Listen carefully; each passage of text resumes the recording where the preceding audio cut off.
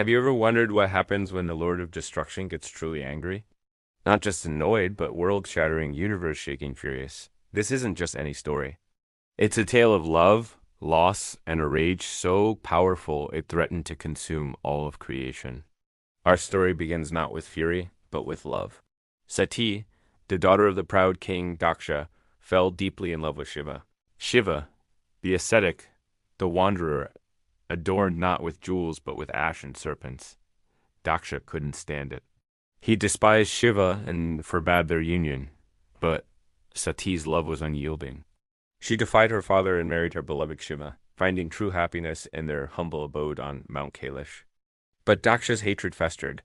To humiliate Shiva, he organized a grand yagna, a massive fire ceremony, and invited every god and king in the cosmos. Everyone, except Shiva and Sati. When Sati heard of this, her heart ached. Against Shiva's gentle warnings, she decided to go, hoping to reason with her father.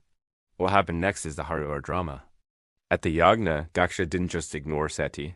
He openly insulted Shiva in front of all the guests, mocking his appearance, his lifestyle, his very being. Sati's heart shattered. The disrespect shown to her husband was more than she could bear. Overwhelmed by grief and rage at her father's arrogance, she made a fateful decision. Invoking her yogic powers, she declared that she could no longer be known as Daksha's daughter, and in act of ultimate protest, she gave up her body in the sacrificial fire. News of Sati's death reached Shiva on Kailash. The universe held its breath. The quiet ascetic, the lord of meditation, was consumed by a grief so immense it turned into a terrifying cosmic rage. From his matted hair, he tore a lock and threw it to the ground.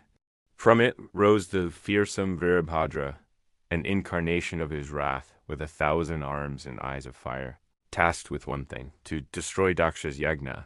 Virabhadra's arrival was chaos itself.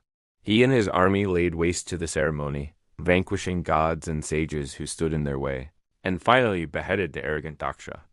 When Shiva himself arrived at the scene, his grief was still palpable. He picked up Sati's lifeless body and began the Tandava, the dance of destruction. The earth trembled, the stars fell from their courses. The entire cosmos was on the brink of annihilation. The other gods, terrified, pleaded with Lord Vishnu to intervene. Vishnu, using his Sudarshan chakra, dismembered Sati's body into 51 pieces, which fell across the Indian subcontinent. Wherever a piece fell, it became a Shakti piece, a sacred site of divine feminine energy. This act finally pacified Shiva, pulling him out of his grief-stricken rage. He later forgave and resurrected Daksha, replacing his head with that of a goat, a symbol of his humbled ego. This story isn't just about anger. It is about the profound depth of divine love and the powerful reminder that from the greatest destruction can come sacred creation. If this tale of divine passion moved you, please like, share, and subscribe for more stories from the heart of mythology. Mahadev.